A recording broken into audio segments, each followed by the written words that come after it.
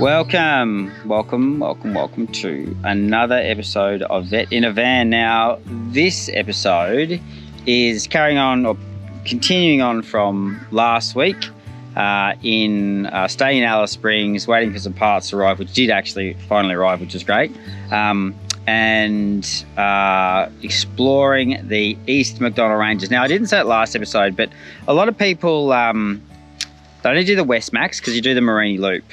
And this is our fifth time in Alice? Fifth time in Alice. And we hadn't done the East MacDonnell Ranges, which is up the Ross Highway, I believe. And so, yeah, we did it this time. And they're absolutely, totally amazing. And you hopefully would have seen that last episode, which I'll put a card for it up there somewhere. But this is just continuing on. So we went out and we checked out the N'Dhala National Park. N'Dhala National Park? I can't remember. Can't remember. Anyway, I think it's N'Dhala. I'm pretty sure it's N'Dhala. Probably not pronounced like that. It's spelled like that. Spelled like that. Which has got the Petroglyphs, which is really cool. Trephina Gorge.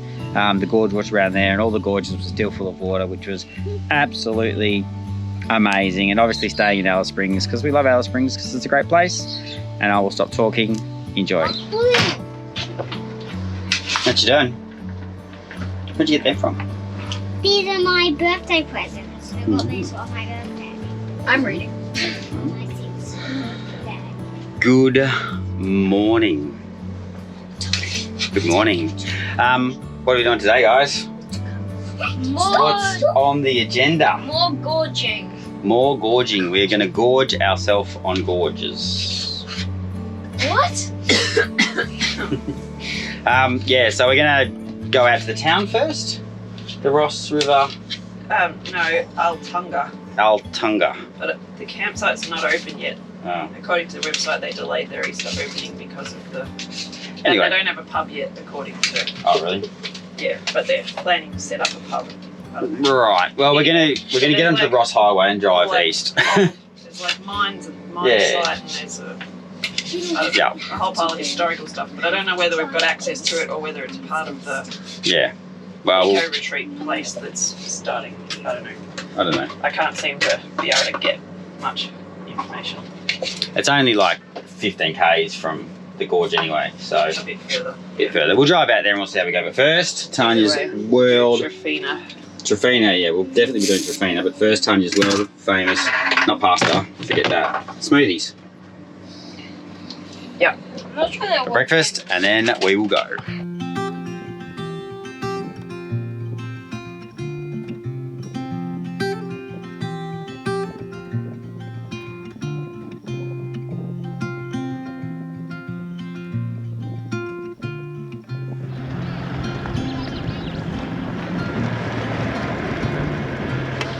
So this is a unique little spot. Arltunga. What have you got there? What are they? They're toy trucks for the children. Toy trucks for the children, yeah. So just think about those when you think about your iPads. It's actually, so there's an unmanned information centre here. And just it tells the gold rush history of Arltunga. It's actually one of the first settlements in the territory because they originally found rubies here, what they thought was rubies, which ended up not being rubies. But when they came up trying to find more rubies, they found gold. And so there was just a little mini gold rush. And so they've set up this information centre, and we are literally in the middle of nowhere. Unmanned information centre that's really good. They've got lots of little bits and pieces and artefacts and stories about the region. So we're going to spend a bit of time here just immersing ourselves in a bygone history.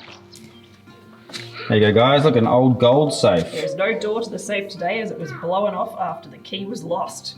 Time to There you go. blow it up and get your gold out. How much gold was in there? So you reckon there's there? I reckon there's gold in there, do you? Yeah. I reckon that's crushed a lot of ore in its time and had gold. It's just quartz. Just quartz? Oh, well, there's quartz, there's gold. You just put your rocks in there and they'd just get crushed. I love these just like old It's just steel. Where was it made? Can you see where it was made? Sons Engineering in Richmond. Something, I'm guessing it's English. I was wrong. Look at that, Melbourne, Richmond. So this big ore crushing machine that's powered by this steam engine over here, a very old steam engine, onto this and then onto this belt up here, was made in Richmond, Melbourne. You just think of the story behind this. It's pretty cool. So first stop along the journey is the old police station, which you can see here. And this police station was established in the late 1800s, early 1900s. But you can see here that it's actually been recently restored. Now this building was destroyed, well, very severely damaged in the mid-1900s, or the late 1900s, because a rumour got out that there was that the police actually hid gold in the walls of the old police station, and so people came out here and pulled it apart to see if they could find gold in the walls, and well, they obviously didn't find any, did they? But they ripped the place to bits. So in the, I think it was in the early 80s, they restored and they rebuilt all of these sections, because you can see where it's all been pulled down to bring it back to how it used to be, which is really interesting. Except for that bit there, I reckon that's probably beyond repair. What's going on? You're in jail. Oh, We're in the jail cell. I do love these. Like this was built in the late 1800s, when there was, you know, this place was just had no European influence whatsoever. And you wonder if these walls could talk, the stories that they would tell of the people that had been in here over the last 150 or so years. A bit creepy, actually. Alright, open up. Let us out. What's for dinner? Oh. What's for dinner? We get beige glue. Beige glue.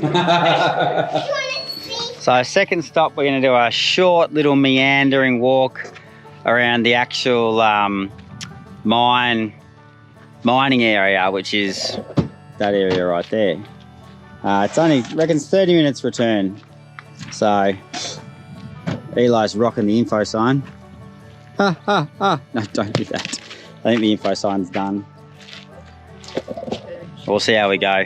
30 minutes, like 50 minutes. Oh, it opens up. Oh, it could be like a geo. There's someone's lens cap. Look out. Huh. There you go. We'll have a read. So how cool is that?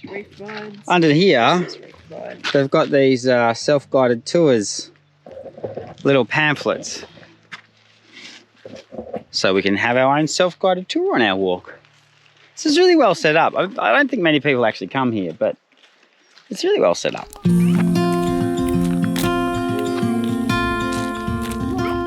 1890 and 1908, Massow had signed at least 15 petitions on the gold building residence. So it was the German Friedrich Massow who stumbled across, you can see it there, see that line of quartz that goes down there? So he actually found gold just at the top there,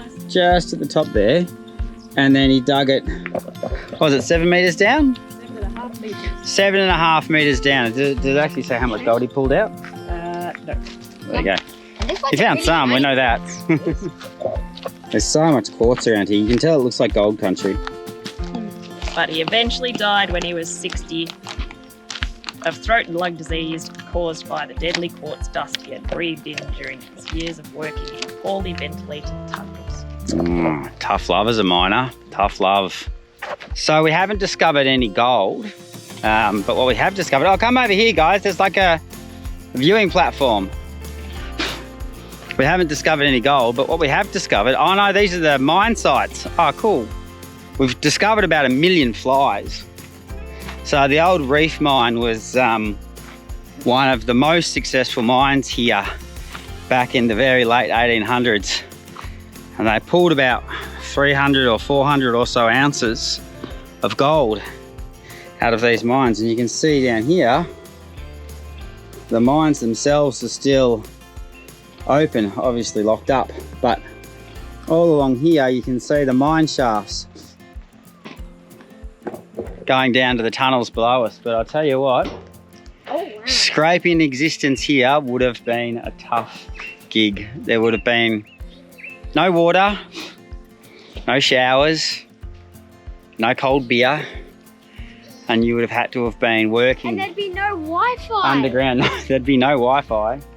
Working underground, day in, day out, in the hope that you'd strike it rich.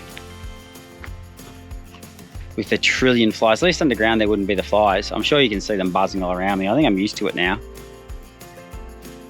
Anyway, we'll go check out some more of these mines. Alright, so we've made the conscientious decision that it's getting too hot to explore abandoned gold mines, and there's too many flies. But that being said, we did see most of it, so we just, yeah, there are a few other walks and stuff to do, but it's just getting a bit too hot, and I'd rather do it in a gorge where there's water. So we're heading out now, heading away from the Outback's first major town, and going through a river crossing. And then we are going to a gorge. Which one? The N'Dhala. Not N'Dhala Rocks. N'Dhala Gorge. N'Dhala Gorge, which is out near Ross River Retreat. So I'll see you there. I love when you get to these where you're like, well, there's a road under there somewhere. I'm not going to walk it. It'll be fine. It doesn't look that deep. Not even putting in four-wheel drive. This could be a bad move. Oh, we're right. It's gravel. It's gravel. It's fine.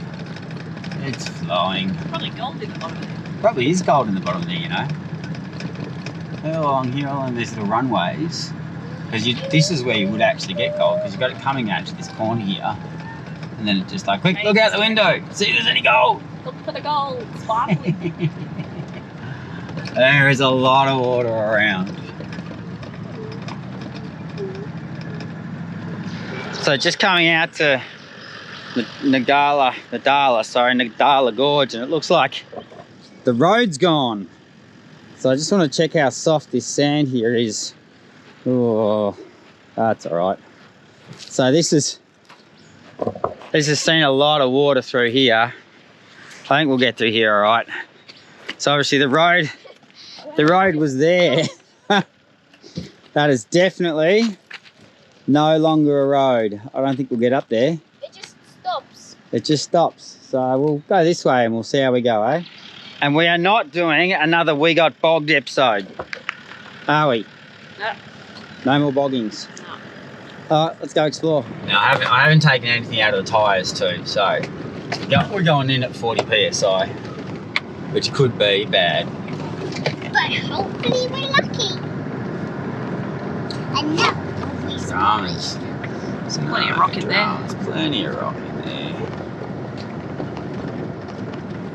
Easy peasy, chalk and cheesy. Oh God, you've chosen the spot and then there's a hole on that side. You couldn't get that bit there that's like... Which bit? Well, that one's a bit more graduated. Oh, it's gone up that bit. Well, I'm not saying where they've gone up, I'm just saying we could go up. Yeah, you reckon? It's just up through here. The hole goes in just in front of this gum tree, so... So in here? Yep.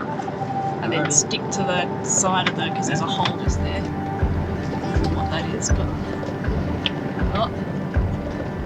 Oh, that was close. I don't know what this is just here. It's like a pile of brambly things. Oh,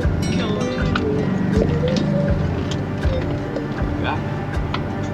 Easy done. There we go. And we're out. Look at that, eh? Easy done.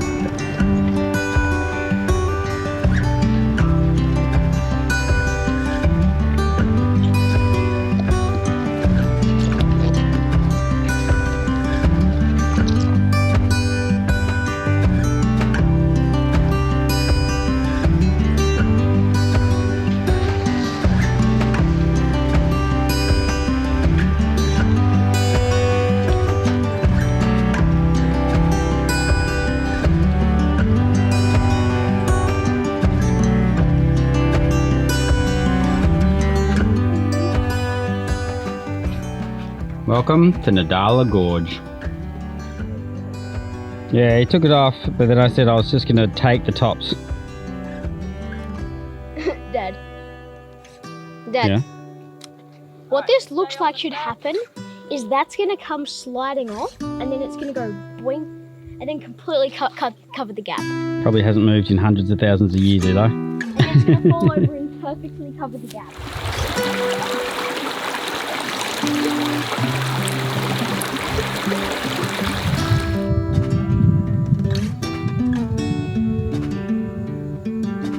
How'd you go, my man?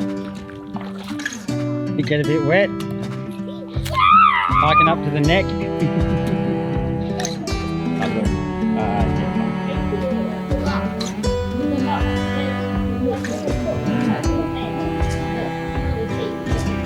So how cool is this, eh? You can see these ancient petroglyphs on the rock here. So I'll put some shots in so you can see it, but basically just down here you've got where a caterpillar has come out of its cocoon, and these are the tracks going up the rock, and then at the top there's like a little fan where the butterfly, or the butterflies come out of the cocoon and taken flight, which is pretty cool. And then these other little dots that you can see where the caterpillars have gone into the ground. Awesome. Engage, low range. Awesome. So one of the good, or maybe bad, things about full driving to places that tracks have washed out and the rain's been through and whatnot, is hands down we're the first people to come through here since it rained.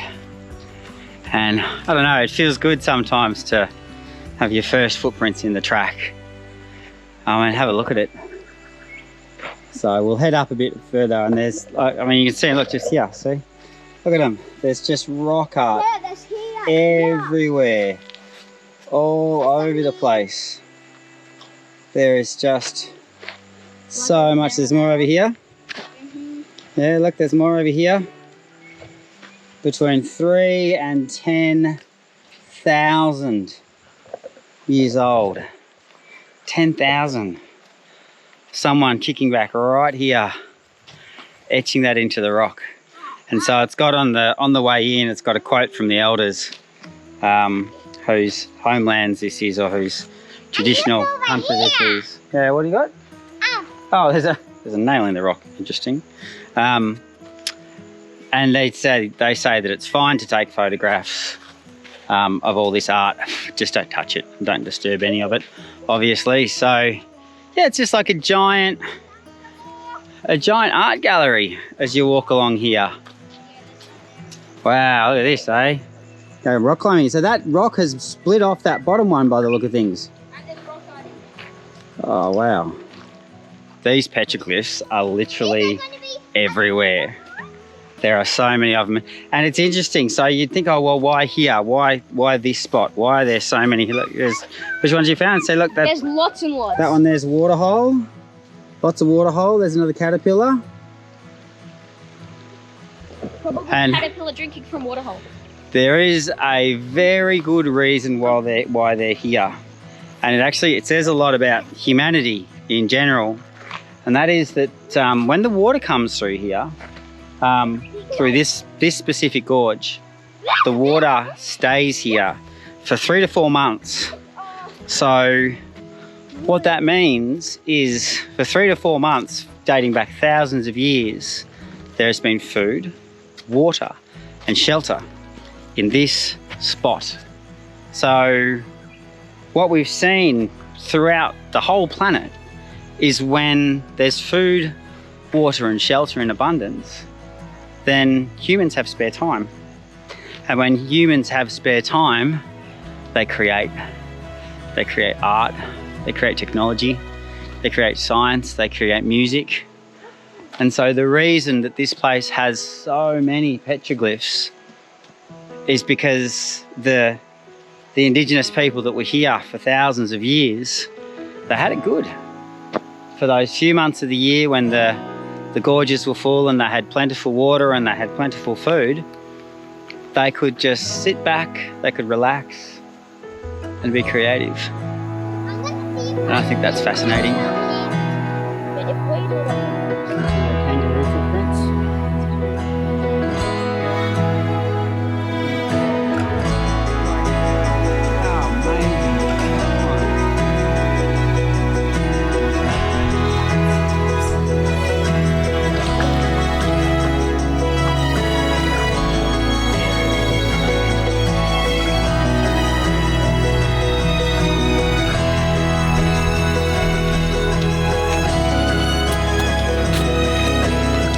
So we've made the conscientious decision that we're not going to go for a swim at the gorge now. We're going to head back to the back to town. We're going to have a swim in town. So we'll have a swim at the pool back at the caravan park. What are you doing, Eli? bubble rock blossom. Oh my Lord. Get off my bubble rock. Because it's getting late. We don't want to get home in the dark again. Because we just seem to spend a lot of time. We take our time looking at these places. But yes, so we're gonna go home, have some dinner and have a swim in the pool at the caravan park. Yes. And then come back tomorrow. See if we can make it to the gorge tomorrow. Ha!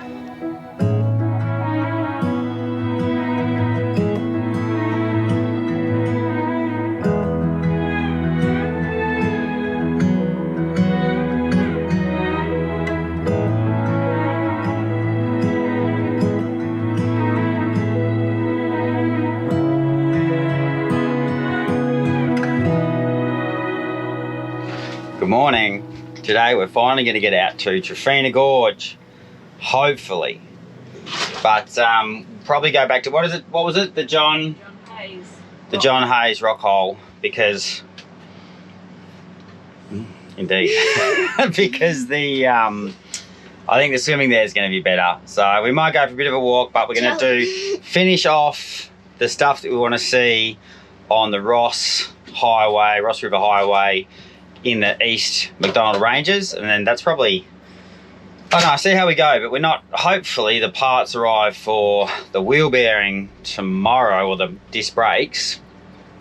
Hopefully those calipers arrive tomorrow, and so all going well, we'll shoot out of here sometime this week. That being said, today is our last day of gorges. So anyway, let's go. Here is something I did not know. Apparently there is a register for significant trees in the Northern Territory. And this behind me, not Tanya, the tree, is one of those things. And I'll go back so you can see it. There we go. So this is a ghost gum, and they're littered all around this area where there's good groundwater. And this one here is of significance because it's over 300 years old. So this thing was growing before Europeans even set foot on this country. Well, mostly, except for some Dutch. Dirk Hartog. Except for Dirk Hartog and a few others, but you know, the English. But yeah, so when you're coming out to Trephina Gorge, it's worth just coming in and having a bit of a look. It's a pretty impressive tree, if trees are your thing. And all this rain, all the grass has just exploded because of this rain, and it's all just gone to seed. So there's just it's like a jungle here at the moment. Anyway, cool tree, Trephina Gorge. Goes up the rim of the gorge and then Is down it the into blue one or the creek blue I bed. know, we're doing Back along the creek bed. the Trephina Gorge walk, which is this orange one here. 2K loop, 1 hour. 2K loop, 1 hour, easy done. 3 symbols. There you go. See the green ones with the one So with the Trephina yellow Gorge, No, orange. orange. Be aware. Looks like it's a trip up, up we go. Pretty cool.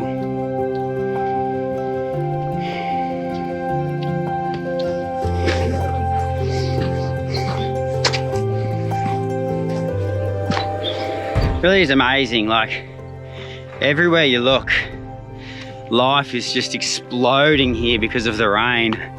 Almost every single shrub, bush, plant, tree has just got new growth. that's only really just sort of started pushing out over the last week and a half, because we've had, you know, such a massive amount of rain up here. It'll be interesting to come back here when they haven't had the rain. But if you look out here, I'm pretty sure it says that way. Eli's trying to, you want to do the 9Ks, do you, Eli? But if you look out over here, like, how beautiful and green is it? Just everything has been transformed by this rain. It's just beautiful. Okay, so this is pretty. If you were to have like a garden oasis competition, this is just beautiful. Look, you've got a little stream cutting its way through the gorge, down along here, It's a big pool. into this picturesque little pool. So lucky to see this running. I just Probably, if you want. Lots of tadpoles in there.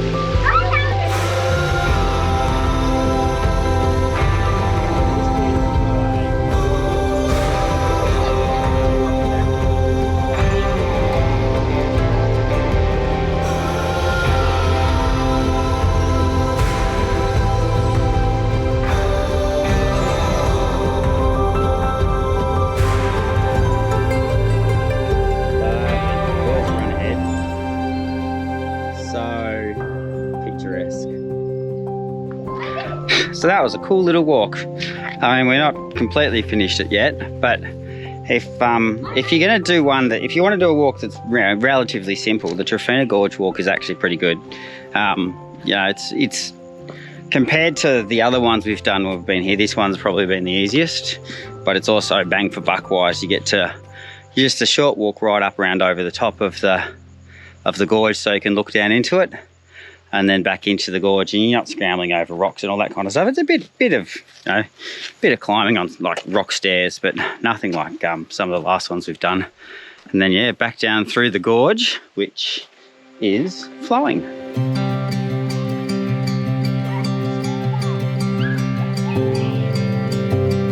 Did you say it's urine?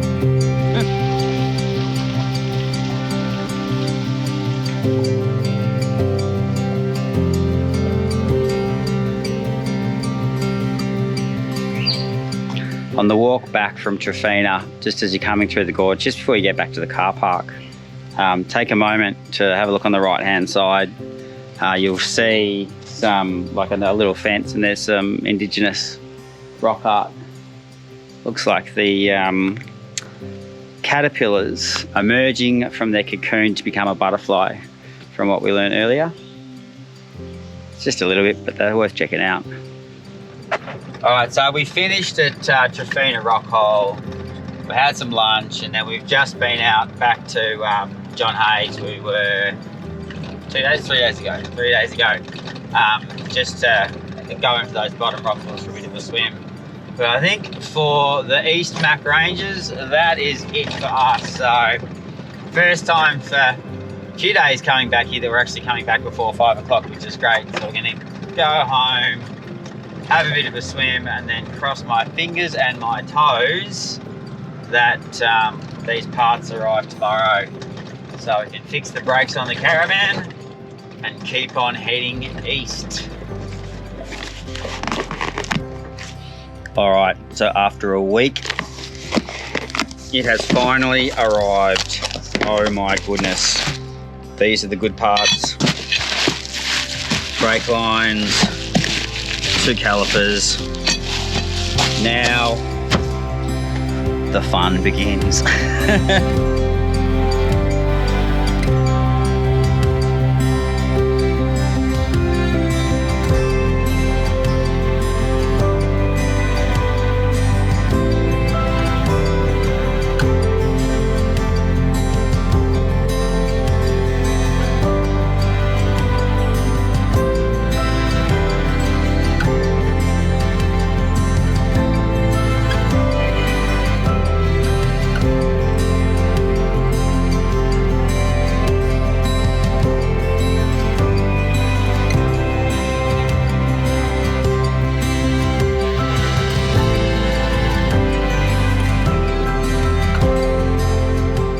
Goodbye, Alice Springs.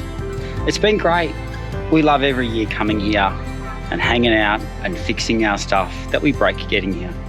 Because this is the second time we've come here and had to fix broken stuff. But that's okay, because it's a lovely place. The Discovery Park here is absolutely awesome. This is the 5th time we've stayed here and we have never had a problem.